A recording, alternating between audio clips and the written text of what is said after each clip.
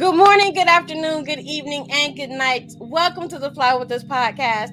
This podcast is bringing the art of conversation, self-love, self-care, mental health care and protection, life lessons, love lessons, and everything in between. Today, we're going to talk about women in media, and we are joined by a fabulous panel of women. I'm your girl, Lady Bounce. And I am Picket Fence. Today's Mindfulness Minute is called Natural Creativity. I allow myself outlets for expression, knowing that I belong to the infinite creativity of the divine mind. Don't buy into the idea that you are not artistic, that you are not creative. Every human being is part and parcel of the mind of God, part of the infinity creative nature. There is no such thing as a person without creativity. Every person alive should write or paint or draw or even sing something. Anything that gives expression to feeling and ideas. The work does not have to be marketable or even have an audience of more than one. If you have to sneak time in and stash it away in your desk drawer, do that. But don't let yourself get away without not attending to some type of creative pursuit. You will quite simply feel better about life when you are engaged in your creative capacity. Today, get out a piece of paper and write or draw for at least 10 minutes. Start without predetermining the course of action, as though letting your hands just do what they will. Observe the process as it unfolds, and don't worry about making something perfect. Perhaps you learn something important about yourself, and perhaps you don't. Avoid the need to make experience feel profound in some way. Word up. Word up. So let's get So into it. So on our panel today, wait a minute. Hold on, because I'm geek, so you gotta just give me this moment to bask it's your in thing. all of these women. It's your thing. I'ma sit back. You gonna sit back? Yeah, okay. It's your thing. So Chanda Campbell of Speak Woman Magazine, welcome to the show. Thank you so much for having me. I love Fly With This podcast. Thank you so much for having me. All right, Chekesha, you've been here before. This is like an old hat. I feel like you should just move on down here since you on the show so much. But Chekesha Bell of the Pretty Priestsess podcast. What's up, y'all? How's everybody? It is so good to be here. I look forward to learning a lot from you ladies. And of course, last but not least, we got to save the greatest for last. TK of Bondfire Radio of let me see, you did a live broadcast show, a live play, you run a radio station, you've done some heavy hitting things with some celebrities, and I won't tell all your business. We'll keep some of that quiet. And Picky has something special for you. Oh shit. Oh sorry. It's all I always get surprised by surprises still. No, it's all good. I just want to take a moment to thank you, because most people don't know, and we don't say it enough, that you are greatly responsible for the Fly With Us podcast. I took the podcast retreat, which was your class teaching people how to navigate this podcast world from the beginning of setting up equipment, how to program your podcast, how to get it out there to the world. So without you, this might not be happening. So we just want to take a moment to thank you for that. And also, everybody should be checking out the live game show every Friday on Bonfire Radio. It is an incredible show. I hate that I work on Fridays now, so I miss it a lot, but incredible. So big up to all three of you women. Of course, this is National Women's History Month, and we're doing a series on women to big up women. And to add on to the beginning of the podcast of Fly With Us, that was the inception. Taking the class, I knew that I really didn't want to be on the podcast. I wanted the podcast to be centered around women of our age, which is 40 to 50 area. And I felt that it was high time that women have a voice and lead in this world. So big up to all of you. Yo, I just gotta say, go ahead. Thank you for y'all all having me, and just like recognizing that class situation. prior to me teaching that class, I took a class and I was just like, let me bring the game back to the hood, you know? And I put it on Facebook and I said, who all coming? And I'm just thankful that y'all did. And I also been keeping up with y'all because I see y'all like Dayton's Best Podcast, you be in the paper. So I'm like, oh, like y'all don't even know, because I just feel like every time it's just seeing lessons. It's when we plant seeds, you know, y'all are the flowers that grow from that. And it don't have nothing to do with me, but it do have something to do with me. And I'm proud every day. Like, I don't have to talk to y'all every day for y'all to know that, but I'm telling you now, so y'all know that that's happening in my heart every day. Word up. Word up. Go ahead, baby. It's your show today. It's about the women. It's about the women's. The women's. Yeah, the women. I don't like men's no more. I like women's. Women's. I'm sorry. Okay, so this is for all of you, for any of you. It doesn't matter who goes first. But how important is it that our voices, that women voices, are heard in the media and in the world, Black women especially? Like, let's talk about how important that is. Well, I'll jump in there. I think, especially Black women, I think we have been powerful since the beginning of time. There has been so much within us, and we have been change makers. We have birthed, we have become leaders, and we have birthed and cultivated leaders. And so now I believe that women have always been active, but there has always been so many barriers put against Black women to have our voices heard. There are so many things that are pushing back, but I think during this era, there are so many of our ancestors who have done so much work to get us here. And so now I think this is just manifesting what they have done. And now we are walking in the leadership roles to continue that. So I think it is important, as always, as it has always been, for Black women to have a voice. I think now during this era, I have to contribute it to my ancestors, because we wouldn't be at this place if it were not for them. And so this is just a manifestation in social media and everything, and all of this, we are able to cultivate our spaces, you know, because long before social media, before, you know, everybody was on the internet and all of these different outlets, you had to go through a big company, you know what I'm saying? These big media companies. And of course we didn't get in there, because of course we didn't get in there. Like, that's no, we don't have to have that conversation. So I think it has always been there, but now is the time we are using all of the resources. And now is the time for us to really be heard, to really cultivate our spaces, for us to come into spaces like Fly With Us podcast and be able to have our voices heard, because we always been talking. We always been out here. We always been pushing. We always been working. But now is just the time that people are like, oh, okay, now I see. You ever been the bomb for so long, and then people like, oh, you is the bomb. I've been telling y'all this. So yeah, Right. That's what made me crazy about, like, I love, like, the whole, like, Black Girl Magic, like the moniker, the movement, the theme of it. But when people were like, it felt like people were just waking up to what was already existing. And I just, that part got me aggy. I was like, we've been magic and we've been here, and also, you know, so like that kind of made me mad. And then I realized, you know what, that just means this is our time to, like, you know, this word is often taken a negative connotation, but by all, like, for intents and purposes, I think this is positive. This is the time for us to exploit that, right? This is time for us to exploit this.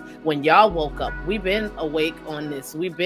I've been knowing Lady Bounce could do this. You know what I'm saying? Like, we've been on. So now it's the time to exploit this, since folks are able to receive us now.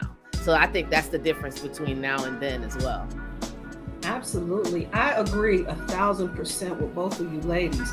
And what I've noticed is that we've been shifting more into a feminine energy, period, overall.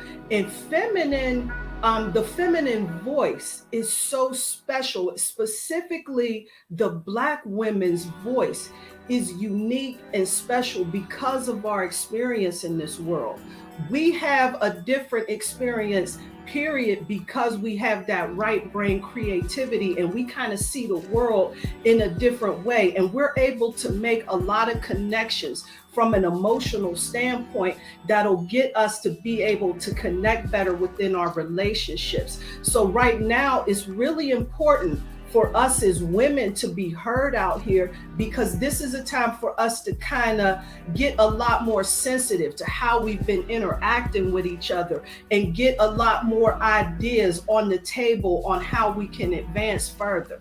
So definitely bringing women onto the scene. It's never that we couldn't do it. It was more about us having that platform, that ability, and us being confident within ourselves. And as we see more of us up here on platforms, we start to gain that confidence within ourselves, and we begin to speak our unique and individual truths, which come in and minister and heal different people that connect with the message. I love it. So as all of you were talking and bigging up each other, which is really important to have that be done, because I get so tired of combating the narrative that Black women don't get along, that we are catty, that we are nasty by nature. That it, to me, that is nails on a chalkboard. Because while there are some segments of women who don't get along, it's not, oh, I don't get along with her because she's Black. I don't get along with her because I don't get along with her. So let's not put a color on it, because I got some white girls and I ain't too keen on either. But I hate that whole narrative that, we don't get along, we can't work together, as people. So the more that we're able to do stuff like this, and come together on big platforms, I think that it's important. It's exploding, us. And like you all said, we've been here, we've been magic, we've been doing this. But welcome to the party. Here's your party hat. Come on, sit on down. Yeah, I also adding on to that, I think that the cattiness is promoted. That's all that they're showing in big TV programs, is sisters fighting each other, sisters talking about each other, not getting along. That is heavily promoted. So when you have women that are grinding together and supporting each other, that doesn't get seen enough. It's been happening and it always will happen. But for some reason, there's a mass amount of promoting the negative. And as we're promoting that, as like I always talk about, it has become the programming of the younger sisters that are growing up. They're growing up thinking that this is the cool thing to be. It is cool to be negative. It's cool to fight each other. So they aren't getting enough of what an alternative of what they could do. If I could just jump in, it's poisoning the well. It's poisoning the well, because you're right. There is a purpose behind it, and you don't degrade or try to market something as negative unless it's positive. We are so strong. So that is why they're like, oh no, when Black women get together, they're gonna tear some stuff up. So it's poison in the well, because once you get in somebody's mind, once you get into the children's mind, then that's it and that's all. Yeah. And you know what? I noticed a lot that I do agree that they have a lot of platforms that really encourage those behaviors. But I think that if we really look at that, that's an opportunity for us to heal. Because what we really don't want to deal with is that big elephant that's in the room, that a lot of women are insecure and they're feeling these ways. And this underlying anger and these insecurities and the jealousy and the cattiness, like what's really going on?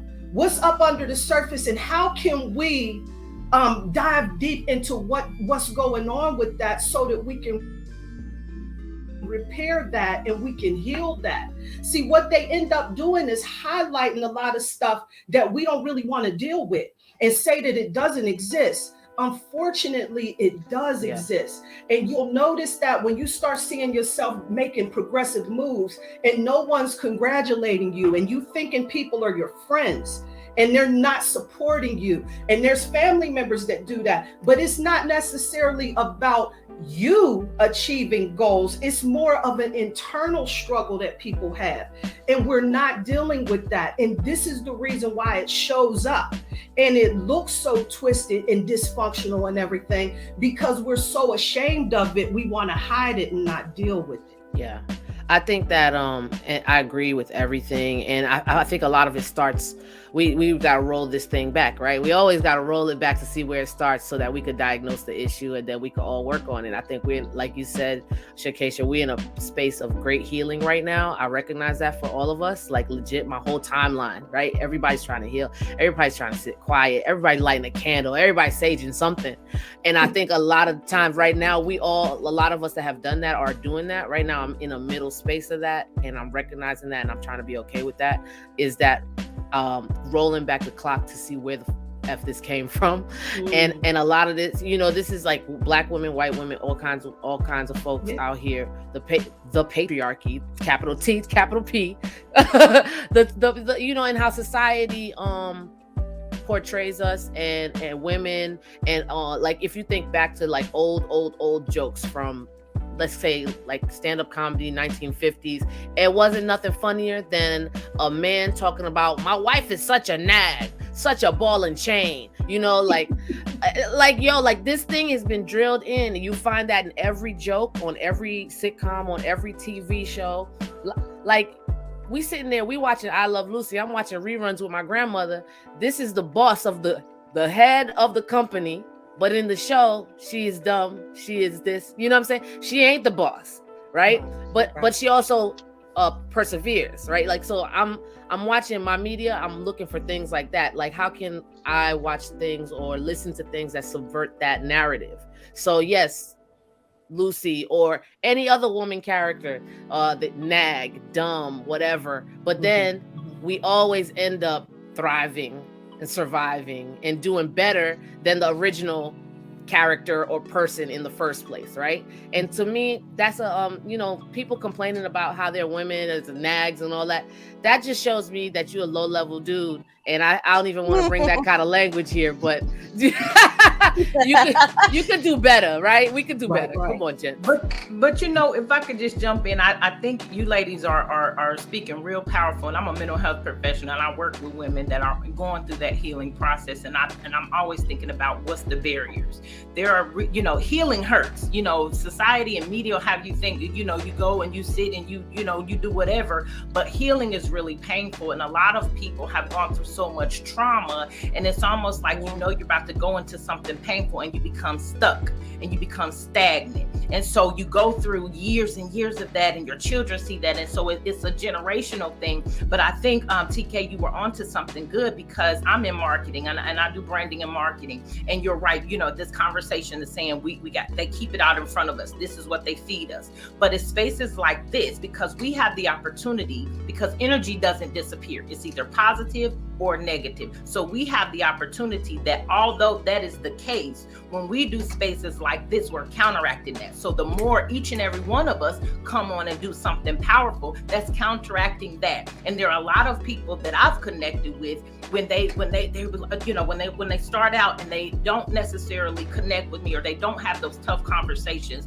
And then, we plant a seed, you plant a seed, and all of these different sources plant seeds, and then they'll go through their own process and be able to walk into that and be ready for that healing, because there are so many people putting a Band-Aid on a bullet wound, and that's killing them. Surgery hurts, right? It hurts when we break a bone, but it also hurts when that bone is healing. So I think we do have to give a little bit of grace to our sisters, because so many of us have gone through so much trauma, and there is a nature versus nurture that is in our being. But we do have the power, because the more you begin to put these images in front of them, even if they're still in that environment, they're going to be ready to come out when they are ready. They have to go through their own grace, because we all have different stories. I just wanted to add that. Dope. I love that. And TK, you talked about like Lucy being the boss and not being portrayed as the boss. And that makes me think about what are some of the barriers for women trying to get into media and stay into media and be taken serious in media? Ooh, child, that's a big one. It's a big one, but it's not, right? Because we all know what it is. A lot of it is, for me, I call myself a late bloomer. You know, like I've been traveling this trajectory for a long time, and then by the time I got to like where people quote unquote like respect the game, you know, where the brand names start coming in, I'm on the older side of a lot of my colleagues, right? Like so I'm like, man, it took maybe 15 years before those people could see me, right? That I had value. That I had an opinion that was in a year or two from them talking to me was going to be very popular, right? Going back to the Black Girl Magic. And now I can't keep my inbox shut because like I said, it's time to exploit this period. But at the same time, so a little bit real talk, picket fence. Sometimes I'm resentful of that because you know, it's like, you know, you got the juice. 10 years ago I had the juice, but 10 years ago I wasn't worth it. And it's literally seeing me walk in the door and being like, no, we don't have audiences that will receive what you're talking about. And I'm like, oh, I think you're wrong, but okay, like I gotta keep it moving because I gotta pay my bills. And I think that seeing us sometimes is a barrier, and we can't change how people see us. So keeping, you know, the key for me has been to keep plugging, keep moving. You don't see me, I'm pivoting, I'm going over here. You don't see me, I'm pivoting, I'm going over here. I only have to learn a lesson one time till I have to move on. So that, and it makes it difficult. And then also a barrier is seeing other women, right? Because if we're not I'm now in my job, I'm a person in management and in leadership. And so many people, since me coming on the job, you know, they have a page like about us, and it's everybody's picture on the page. And so many people have hit me up on the side and was like, TK, not gonna lie, I wasn't gonna apply, and then I saw your face on the about us. Some people, folks got to see it to believe it, you know? And then also, like, do you speak your politics? And do people know who you are? Like, are you true to your politics? So I'm very vocal about who I am and what I believe in online, where people could see it, where prospective employers could see it. And I know that I probably have shot myself in the foot a couple times, but you know what? Guess what? I got the right, currently have the right employer that has seen all the things and is not scared of me. And it's like, this is the energy we need. Therefore, the people that are coming after me, they're like, okay, TK be talking that shit and she really believes it. And these people hired her. I be talking that shit. I really believe it. Maybe they'll hire me too. They got to see you not only be the black face or be the woman face or be the non-binary person. They got to see you talk your talk and walk your walk, and that there are people that are able to receive you. So that brings people hope, right? That 18 jobs might not hire you, but 19 and 20, they see you. And now I do believe that I have a workplace and a place in media that, like, they at least know that what I want, and they know why I will stay or why I won't stay. And I think that's important to me. Okay, so we actually have a question on the floor from a viewer, and they want to know, I'm guessing this is for you, TK, do you think that took away from your motivation because you were looked over for so long? I'm not gonna lie, it went up and down. It went up and down because this whole life is it's an ocean, man. So some days I would be in a space of when you're looking for a job, right? That's the time you need the motivation. And that's the time where we lack it often because we're getting rejected and people are talking to us a certain way and people are just like, stick with it, and stick with it ain't enough. Like, I need more. But when we're past that hump, then I see it. I see everything from a perspective. And I'm like, okay, I didn't even need that drama in my life. So I take that example, right? Because I know the situation is going to come again, guys. And I go, wait a minute, I'm in the situation again. My motivation is going down. What happened after that first time? TK, you look back and you said, you ain't even belong there. So maybe I don't belong here either. So I utilize that to fuel like whatever the next step. So it's like data for me. I take every experience. It's a piece of data. I learn, boom, we ain't gonna do that again. Or that worked, let's do that again. And I treat motivation the same way, you know? Word up. I love that. I love that very much. Go ahead, Ben. So, and this is again for anybody. What is the most stressful part about being in media and being a Black woman, aside from not having necessarily the money to throw it out there in people's faces. What else? What's the most stressful part, about what you do? For me, I'm going to get in because I'm the novice on the panel here. And the biggest struggle for me is not knowing. Had I known that there was a podcasting class that was out there and available, the only thing that when I started this podcast, this was something that I was doing because I was encouraged. I was talking to so many of my friends and we would get into such deep discussion. She said, this needs to be a podcast, And so we did that. And I thought that this would be a message that would help. I had no idea on how to do a podcast. I just did an internet search and found all of the ways to get involved in making that happen. And then I started putting it together and I just learned as I go. And I have made some major mistakes out here in this game. But my biggest challenge out there is just that I'm totally ignorant, but I'm open and I'm here for it. But that right there has been my biggest challenge, is that I just lack the knowledge. I'll jump in here. I think for me, my biggest challenge in everything is me.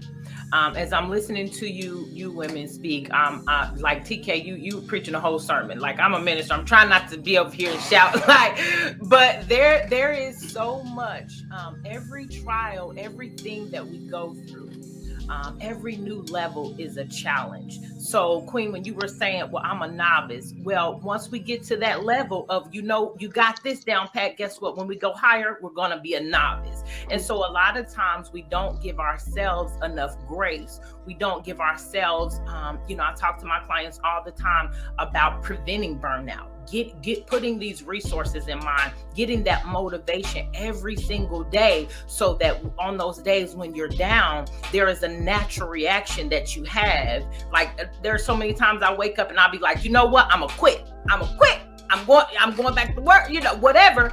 And then I'll be like, let me go on and get it. Let me go on in here and get this work done. So, the same struggles that TK was speaking about going to different businesses are the same struggles that I work with entrepreneurs on. So it's the same thing. I just have to get past myself and understand I'm an overthinker. I overanalyze. I over prepare. I am very, very particular, and little bit of just extraness. Like, I'm just extra. I know I'm extra. So a lot of times it's just me understanding it's not the things, because everything that I desire, everything that I have purposed in my life, it is already so. It's not me waiting for something to happen. It's me becoming the person to be able to walk in that successfully. So my biggest struggle is me, and sometimes I have to tell myself, girl, sit down, go take a nap, go eat, you tripping, this is nothing, go on about your business. I heard all that. Thank you so much, Chanda. I appreciate that, yo. And I think maybe you could help me with this next thing that I struggle with, or that might be a barrier for other Black women in media, is that once you become a Black woman in any industry that has reached a certain place, and I feel like for me, I just got to the party, right?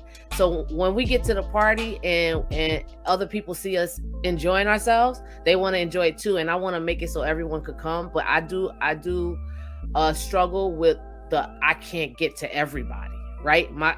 I want to help so many people, and I had to stop doing the class, because it's either I focus on me and I thrive, or I focus on everyone else and I, not to say die, but I don't survive and I don't thrive, because I need to keep moving forward. So sometimes I think for me, I deal with a guilt of I can't get to everybody. And also the fact that people look at Black women as natural teachers and leaders, that sometimes even when we're hitting up someone in the inbox, there's an expectation of, we are same, we are kin, and you must help me. And I'm gonna just reach out with this email one time, and I'm like, yo, it's you, 10 other people doing the same thing. And I either got to choose or I got to say no to everybody. So I need to figure out what's that balance, how much of my time, how much of energy, and then also knowing your space in the workplace. At my day job as a person in management, now I'm cultivating younger producers and younger people in audio. So I already did my work for community in my day job, child. I'm like, but this young, this young person here and this Black person there. And I'm just like, okay. So I try to shrink it down to how can I help one person a day, or how can I help one person a week, or can I help just this one person for 3 months? Like, I'm trying to figure out different ways so that like the guilt doesn't eat me up, because it is naturally expected of us to lead and nurture, and sometimes saying no is difficult. And also I just want to remind us that when we don't say no, that takes from our personal reserves. So it's like, I feel like I know what y'all finna tell me right now, but I also need to practice what y'all finna tell me right now. Ooh, child, can I jump in, Lady Bounce? Go ahead. Just briefly, because you said it, you already know. So I'm just gonna say this. Everybody is not your assignment. And there is something called a God complex, where we feel like, oh, this person called me, I am the only one. I'm the last person. But many times we are enabling certain things. And so you said it, you're depleting yourself. I call it prostituting your gift. You're giving it away for less than what it's valued. Bars. That's what we're doing, right? So that when it's so deep to that. But when you are showing up in the spaces that you need to be, you're too depleted. So I'm gonna just drop it there, but you know what it is. You already know, because you're walking in it. But a lot of times, again, that comes to us turning into the person, because the people that's coming at you right now on the level that you own and you popping. Guess what? When you go higher, it's gonna be thousands added on to that. You know what I'm saying? Yeah. So and no is like a muscle. The first time you do it, you might keep chattering, guilt, all of that. But the more you say it, and then that's a relationship tester. You know what I'm saying? If I say no to you and you get mad at me and you do this, that, so then I know I shouldn't have said yes. But our inability to say no in certain situations is hindering our ability to say yes when we need to. So I'm gonna drop it there. Thank you so much. I receive all of that. Thank you. Did anybody else want to add on to that? No? I think you said it. Yeah. Like I said, bars. Well, one thing that I know that a lot of people, and I just got off a class earlier, and we talked about this in class, is discipline. How do you stay disciplined in your craft? And anybody can take that. For me, it is an assignment. It's not about how many people like what I'm doing. It's not about getting that recognition. It's about me knowing that I have an assignment. I have a message to deliver. Whether or not it's being received by those people, that's not the tribe that it's meant for. That's not the audience that's going to get that healing that they need from that. So when I'm out and I'm delivering any message that I have for the show, my total motivation is all in love and how can I help and how can I heal? And so when I go into my quiet time and I start thinking of how can I help? First, I start setting that intention on what can I do to assist? How can I help? And so any issues that may be on my heart at the time or what have you is going on at that time, Spirit will drop a little something for me. And then it just starts to unfold itself. Typically, I have absolutely no idea what it is that I'm going to do. I'm going to need at least a week to get it together because I need that quiet time to be able to figure out where you want me to go. What's the assignment? Right? And then once I do that, it starts unfolding itself. I don't really have a master process with that. That is the process right there. It's totally motivated by love. This is my assignment. This is what I came to do. Picket fence, can you repeat the question? I got caught up in the assignment so deep that I was like, wait, tell me again what I'm supposed to say. How do you stay disciplined in your craft? Okay, now I'm in the building. Yes. Keep doing it. Keep practicing it in different ways and in ways that, like, if doors weren't opening, I'd open them myself. So anything I did was always practice. Like, I always want to see, like, if I could like if I want to go for a job and it's something a little bit outside of my thing, I would like just go ahead and make a sample project, right? Or if I'm curious about a thing, I go and say, okay, like how long will it take for me to figure out? And I work the problem backwards, so I'll undo it. So I'll go see what I want, like the audio fiction piece, the audio drama piece that y'all were talking about earlier. I went and I listened, or I watched, broadcasts on YouTube, like an old one. And I'm like, how do they do that? Let me work the problem backwards. Okay, there's 4 people up there, so I need some actors. How we gonna hear this? We need some microphones. We need a space. Okay, so where's that music coming from? Let me get a sound designer. Let me get a person that knows how to work the mixer, or engineer. Like, I need this to sound smooth. So like, basically I practice I find something that I don't know or I'm curious about. I look for an example and I work the problem backwards to see if I could get to, okay, where do I fit and how do I make this thing, produce this thing? And then, that I would say that's mostly it, because the next thing I was going to go into kind of would take us into like leisure space. But I do take my leisure seriously, because when I'm concentrating on the work things or the media things, I need to not be doing media things in my regular life. And I need to take that seriously. Word. I love that. And for me, it is 2 words or 2 phrases: mental health and coping skills. I think when we think about discipline, it is, if we are chaotic in our everyday life, then we're going to be chaotic in business, right? So there are certain things that we have to change our habit. And I love that TK is the first thing that I did was because I work for, I'm an entrepreneur. I've been working from home prior to this pandemic. And so I knew that I wouldn't be disciplined like I work from home. So I feel like, I can sleep in, I can do all of these different things. So in order to train my mind, I created a whole room in my, I moved my bedroom and I created an office in my room. And I researched successful people, successful billionaires. My mentor told me that when I started, and they have schedules, right? They even schedule that administrative time, right? Which is the rest time, which is the time for them to just let go and let loose. So I create coping skills when I know, okay, my discipline is lacking. It's not a time for me to beat up on myself, but it's a time for me to see why. Maybe I need a break. And so maybe I need to do different things that these queens are speaking of, but it's about implementing a coping skill, because you can't just say, I want to be disciplined. That ain't it. You have to create a schedule. Like we lack on the schedule and the budgeting, just like with money. When you ever got a lump sum of money and then you look up and you're like, where did I spend the money? Because you didn't tell your money where to go.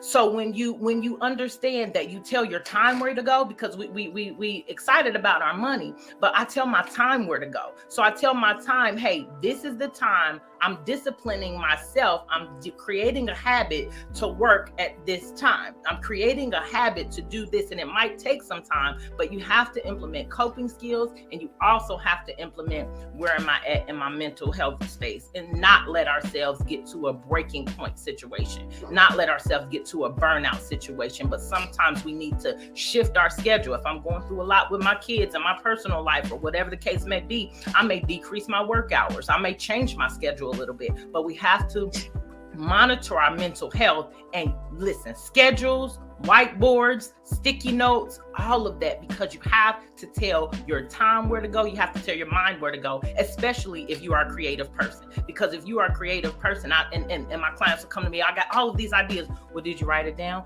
No, I remembered in my head. That's a lie. That's a lie. You cannot, because there is a process in creating. Once you say, okay, I want to do a podcast, guess what? First comes research.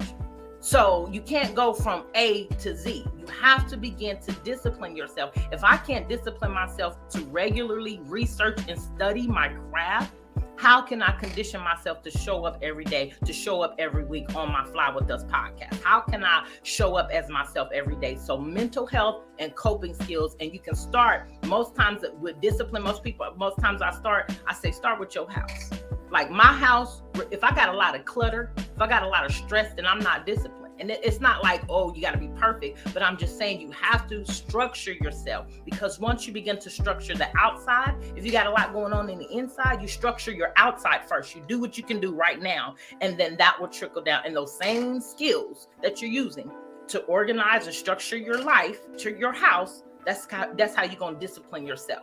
That's how you go, because even in the army, there is a structure in the way that they march. There is a structure in the way that they hold themselves. So it's not just like they walk into and fro. No, you got to get a rhythm. You got to get a system, because the goal is, the discipline is going to lead you to the next level, and the next level means expansion. And so you're going to have to teach the people that are beneath you, your co-workers, your trainees, your mentors, how to do that. And how can you do it if you don't have the basic coping skills? I'll drop it there, because that's a good one. That's a good question. That was on point. That was a whole word, man. I'm like, I'm over here taking notes. Like, I mean, next time just at me, okay? You ain't gotta be, I tell people all the time, I'm an open book. You could have just messaged that to me. You didn't have to do it all in front of everybody. So thank you for that word. I appreciate that. So, okay, so let's move on. So Pickett came up with this question, and I have to ask you because it has to be discussed. Let's talk hair, ladies. Let's talk hair of women on TV, hair of women in movies. They literally passed a Crown Act in California that says it's okay for us to wear our hair the way it grows out of our head. So let's talk about that, the pressure that we're facing. That what's wrong with our hair? Like, why do I have to, put on the wig or get the this or to get that when my counterparts don't have to? Yeah, appearance has always been a lot, right? Appearance has always been important for certain sets of people. I think once we realize and the world starts to realize, like I said, right now we are in a time of people are starting to receive what all we've been going through. Right. And that's not just for Black Girl Magic. It's just for a lot of things. So their folks are starting to, they're like, wait, what you mean? That's your hair, right? That's how it grows out of your head. What are you telling me you can't go to work like that? And like, people are starting to see how ridiculous that actually sounds. And more when we have people that are out in front of the camera, like Viola Davis has been doing a lot to be in front of the camera, on magazine covers with her natural hair. And also, like, first of all, let's just give it to the patron saint of women in media, Oprah Winfrey, right? When nobody was putting this darker skinned Black woman on magazines, she said, I'll make my own magazine, put myself on the front every month, and she's been doing it for 20 years. So that's, I think that helps a lot. And also seeing her go through her struggles with weight on TV, just like literally seeing the humanity of us has helped people be more receptive to us. So I think that the portrayals are important. And also the fact that we are all different. That's why I love seeing, this woman on this TV show is wearing her natural hair. This woman in this TV show is wearing a wig. And guess what? We still friends, and we ain't nothing wrong with that. As long as we come to work and do the job, it's fine. Some people are coming to work, they're doing jobs with tattoos on their faces. Long as they could get these TPS reports out and the payroll is on time, I don't give a damn, bruh. Like, you're not working with kindergartners. Like, that's But anyway, yeah, I think the world is at a more receptive place. It is not okay that it's late. However, since it's happening, I'll receive it. I go to my work with my hair like this. Sometimes I wear a hoodie on cam and no makeup and nothing, and I just be like, hi, I'm TK, your executive producer, and it's just what it is. You're just gonna have to trust me on that. You're just gonna have to trust me. That's powerful. I'm one of those people, I believe that there's life-changing magic in showing up as your best self. It gives you this boost of confidence and this charge of energy like no other, because when you look in the mirror and you like that image that you see, that kind of changes how you show up and approach this world, right? And so even now, when we have women, they're wearing their hair weaves, they're wearing their wigs, there's nothing at all wrong with that. If this is something that helps you to feel good, it helps to elevate you, then this is what you do. And if you wear your natural hair, that's another shift right there. Because we have gotten into a place where we get a little insecure with what our natural state looks like, because society has taught us that there's something wrong with that. And we have to make ourselves look like all of the other women in different races in order to be perceived as beautiful. So when you can show up in your natural form and in your natural state, that's a special kind of magic in that. However, some of us, we still like that other stuff, because I tell you, some of these sister girls, they out here, they got these hair weaves and they show enough bad with them, right? And there's nothing wrong with that. However, we also need to consider the fact of the source and where this hair is coming from that we're adding to our hair, because our hair is like an antenna.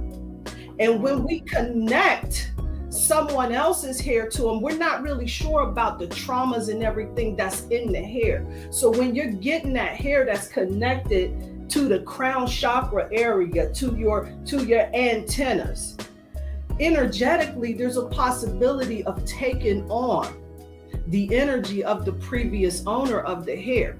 That's the only concern that I have with that. But if you sister girls want to show up with the hair weaves, the wigs, whatever it is that you need to do to help you to be more effective in your expression, then let's get it. Bars. Yes, come on. I think that's a great question, and I am natural, and I put my hair on when I feel like it on different days. And today's one of them days, y'all. Cute. I've been cute for a week.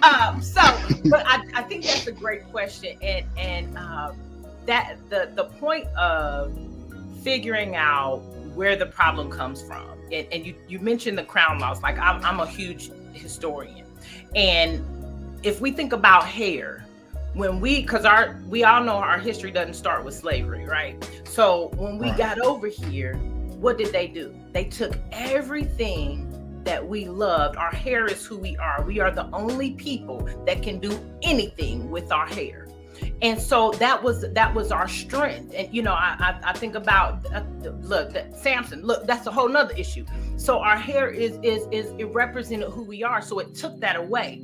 And so now there has been so many people that our ancestors who have fought against that, who have gone against that, and who have been pushing back and showing up in that space. But again, society would have you think that the Eurocentric look is what's quote unquote pretty. You got to be this, you got to be that, check off all these marks, and that's what makes you pretty. And so we didn't see representation matters. You queens were talking about that. We didn't see that growing up. So I come from a time when you would put, you put the shirt on your head and act like it's flowing and all this kind of stuff, because that's what we see. But when we began to see other things like the Oprahs, like all of these other people, like the people around us that showed up. I definitely love everybody that has been out front, but we all got an auntie, a neighbor, somebody who pushed back on that. And I think that we have decided to show up now, and we fought so much. That's why the crown at, because this is the same government that told us that we aren't even a whole person, right? So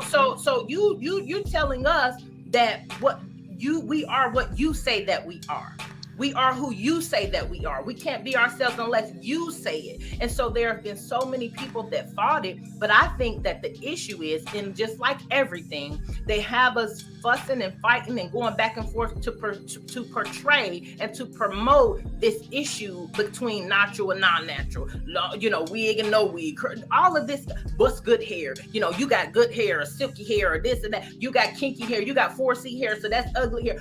All of this stuff that they've put in us And again, it goes back to what Queen was saying. We don't even know who we are because we're so confused, that because that's why they separated the village, because the village, that's where grandmama, auntie, all these people poured into us, and you walked out into a society that told you something else, but you had a village to go back and reprogram your mind. So there's so many levels, and I think that this hair issue is just another small thing that they're trying to get us up in arms about. But I love how women show up and they're authentically themselves. But I'm glad that we're pushing the laws. But I just want to. This is the same people that took the power from us. And like you said, and I just want to just real quick, because y'all are just hitting me in my spirit right now with this. Like, I think that our hair it's antennas for several reasons, right? To each other, whether we wear it natural or not, right? Like we talk about ancestors, and we used to carry seeds in our braids, in our cornrows. We used to, braid them in a certain way. So now in 2022, or in the present time, that's just when the boys go get the haircuts and they put cuts in the side, right? That it communicates something to me as another Black person looking at another Black person. Your hair communicates something to me, right? Your presence in the room communicates something to me. And it's mostly speaking to the division of, or trying to get us to yell at each other about hair. Nigga, get the fuck out. Like, come on, right? Like, it's trying to keep us apart, because the whole point was to keep us separated, right? More than two Black people is a group. Can't have that, right? Can't have them talking. Where's your papers, right? Where your papers at? So if you carving messages into your hair, right? If you carving empowerment into your haircut, if you are, proud of your long and strong, it's not the hair that really is community. It's the energy. It's the confidence. It's the I woke up like thisness, and that's a lot. And as women in media, that is extra a lot. Right? So come with your long and strong. You know what I used to like to do with my locks? I used to put them for interviews. I put them up, straight up. Because I just sat there. I want to sit down and still be taller than you.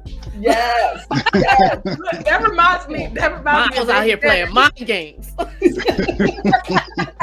you sound like David Banner. He said, we the gods, because where do our hair grow? Up. Yeah. Word. Oh.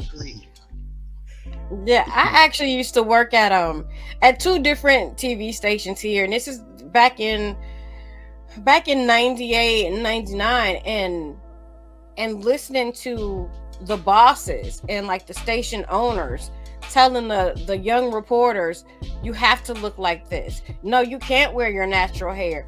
Your hair's in a ponytail. That's not gonna work. You can't be on the air like that. You need to go over there to hair and makeup and let them do your hair. And you get to hair and makeup, and no offense, but there's these white women who've never touched the Black hair ever trying to do your hair. Right. And then they get on TV and they look a hot mess, and I go, she looked better with her ponytail. But I'm just gonna sit over here and work in the studio and run a teleprompter. I'm not gonna say that you look like a whole mess, because to me it was wild that those words were even like spoken out loud. It's like you could think that you don't like her hair, or you're not necessarily okay with how she's wearing it today, but to actually tell her go change it and fix it, or you're not going on the air today, that used to just blow me away. Like, I'm like, it's 99, you can't talk to us like that. But they did. Like, it was just, and they still do. And they still do. It just seems like a lot of pressure.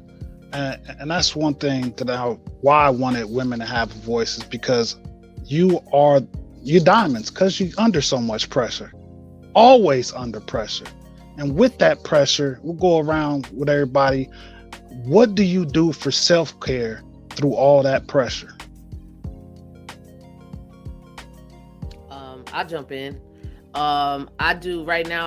I commit to a hobby. Like, I don't know I'm committing until I do it a bunch of times, and then people are like, "Oh, you the ice cream lady?" Like, for a pandemic, I was making a lot of ice cream.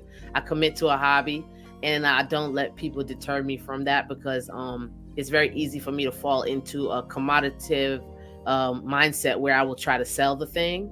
So I have to not only commit to the hobby, I have to try to commit to not exploiting myself in the negative way, because people think it's fun and oh you should.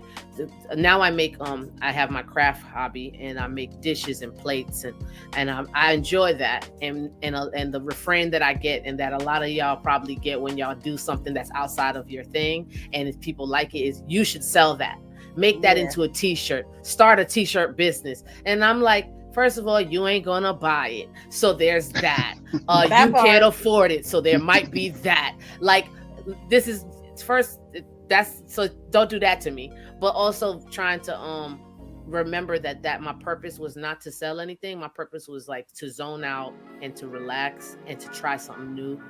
So that's what I do.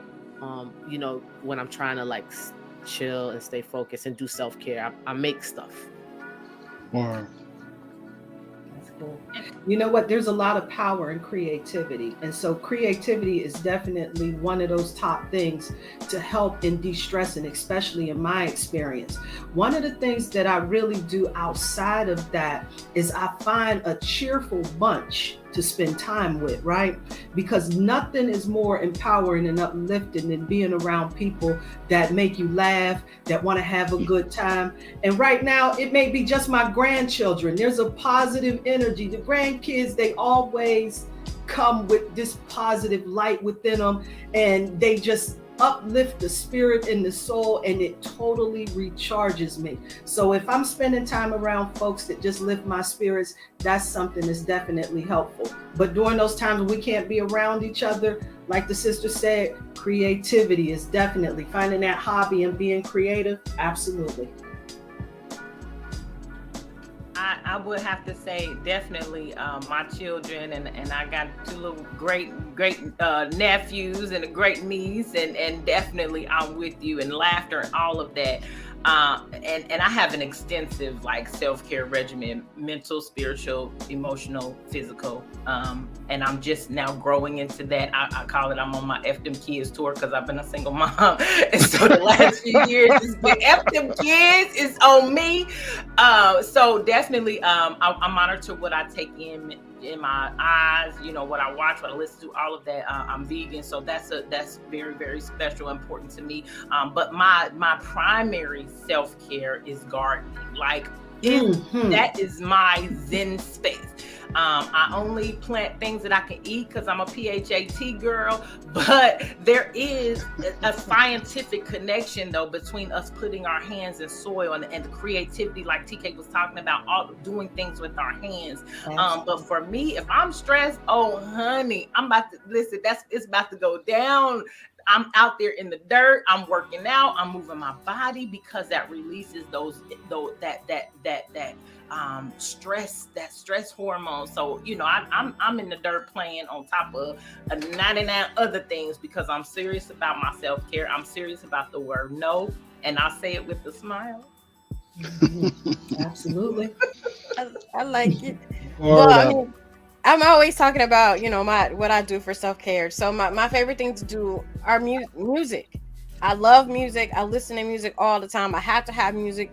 If I have a day where I don't listen to music, I feel like I wasted a day somehow. Like I ain't do nothing today because I didn't listen to music.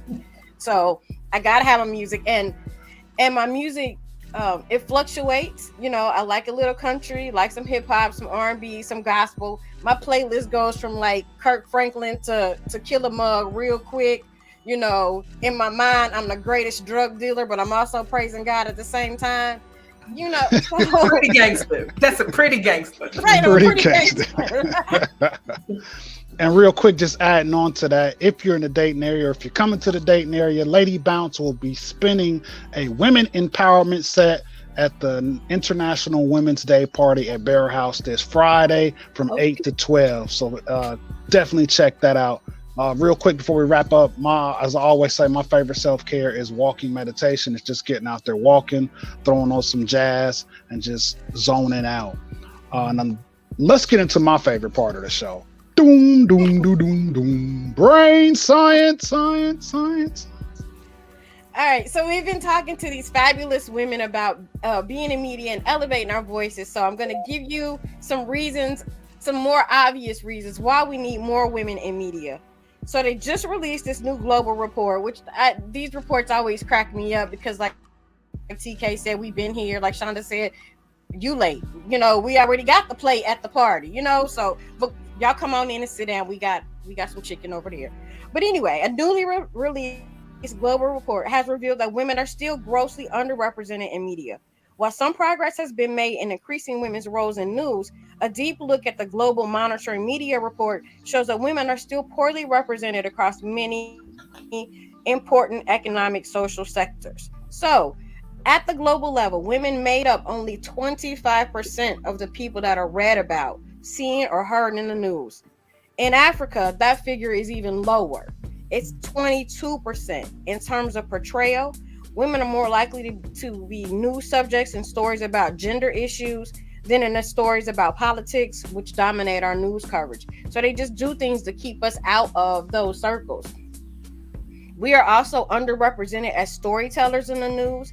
The report also notes that men are always more visible as journalists in the news as compared to women. And then we observe a different dynamic when it comes to like fields like education. It's heavily female dominated, but you don't get to hear about that as much. So we're here, we're on this high level here, but over here you don't see us. It's really weird. So, other than another interesting finding they said is that the allocation of journalists across thematic areas. So the gender gap is widest in political stories and smallest in stories related to gender issues. So men get to go out on more stories about politics, and we're more, sent on the fluffy pieces. Like, go talk about the cat that they rescue. Like, nah, because I know what's going on in the world too in politics, so we need to speak up. So, of course, COVID-19 messed up everything else, and women had to, when it came time to, have to sit down, when states went on lockdowns and shutdowns, who was it that dropped out of the workforce? It was us, because we had to go home and take care of the kids, and the men got to still work. So that didn't help us to be represented more. So what can we do about it? I'm glad you asked. If you look at the women that are a part of this series, we have one who has a magazine, speakwomanmagazine.com. I don't know why you're not reading it, because if you're not reading it, you're missing out on the fact that in my spare time, I write for her magazine and I don't ask for nothing in return. I'm just helping to get Black voices out there, my thoughts, other people's thoughts, whatever. Then we have Chekesha with the Pretty Priestess podcast, where she's talking about helping you work on your spirit, doing that spirit work, doing that energy work that we all have to do. It costs nothing to take good care of yourself, right? And then we have TK, who has a whole radio station with a whole list of programmings, and it's bonfireradio.com. There's a game show every Friday. There's a show about finances. There's a show where it's an overnight, moves and grooves, some of that, late night with my homie kind of songs, them songs. And then there are other shows during the day. We've had the fortunate of having an episode or two on her radio station. So follow these ladies, find them on social media. They're on, YouTube and Facebook and Instagram. Find them, look for them. And when you find something that you like, share it. You don't know who's looking at your social media that is going to be like, oh, dang, I didn't know that there's a show called Brunch and Budget where in 20 minutes I can learn about Bitcoin and cryptocurrency or learn how to invest in these things that I didn't know. So go out, find it, and then share it when you find it. Definitely. It takes nothing to share a link or two. Nothing. If you find it valuable, why not share it so that other people can enjoy that value also? We want to thank all of you for being a part of this. Like I said, that's what is most important to me, is for women's voices to be heard, and especially in this month, it's go time. So thank you all for being a part of the show. This was a great conversation. I enjoyed it. I hope you did. I hope the people that watched it and the people that watch it on the playback will get something out of it too. Anybody want to say something before we get out of here? Just thank you for having us, and I'm so grateful to be in a room with such new friends and old friends. Thank you so much. Yes, thank you. I was like, yeah, I need to connect with these bomb ladies. Y'all powerful, so I'm gonna be stalking y'all and sharing. But thank you so much, Fly With Us. You all do amazing work, and your daily self-care tips, I'll be following them. Yeah. Thank you so much for including me in this discussion. You ladies are out of sight. Keep doing this work out here in these streets. Definitely, definitely. Thank you guys for including me in this conversation. Peace. Peace. Well, you know you can find us on any social media. You can hear or watch us wherever you watch or listen to your favorite podcasts. That's our show for today. It's your boy Picket Fence. I'm your girl, Lady Bounce. We out of here. Peace. Peace.